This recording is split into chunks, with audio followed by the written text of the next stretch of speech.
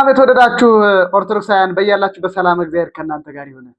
እንግዲህ አንዳንድ ጊዜ እኛ ኦርቶዶክሳውያን ለኦርቶዶክሳዊ ቤተክርስቲያን ይጠቅማል ብለን የተናገርነው ወይም ደግሞ የምናደርገው ነገር ቤተክርስቲያንን የሚጠቅም ሳይሆን የሚጎዳ ሆኖ እናገኘዋለን ማለት ነው። በዚያን ጊዜ አንዳንድ ወንድሞች አባቶች ሲነግሩን ደግሞ ሌላ በስተት ላይ ስተት እንሰራለን።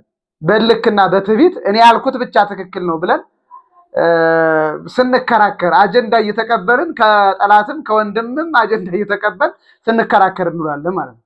እኔ ይሄ ነገር መቆም አለበት ባይ ነኝ።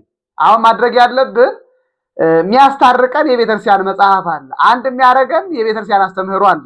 ሊቃውንቱ በጉባኤ ቤት የሚያስተምሩት አስተምህሮ አለ፣ ትምህርት አለ። አባቶቻችን በመጻሕፍቶቻቸው ጽፈው ያስቀመጡት ትምህርት አለ። ስንጣላ በዚያ መታረቅ አለብን። ከዚያ ውጭ ግን በአካሄድ ልዩነት ወዘተ በመሳሰለ ጉዳይ ላይ የሐሳብ መለያየት ካለ ቁጭ ብሎ መምከር ነው። ከዚያ በኋላ አንዱ አሸናፊ ሌላው ተሸናፊ መሆን አለበት። ይሄ ሲሆን የቤተክርስቲያኒቱን ችግር የምንቀርፍ እንሆናለን። አሊያ ግን ራሳችን ችግር ፈጣሪዎች እንሆናለን ማለት ነው። እግዚአብሔር አምላክ ይርዳል።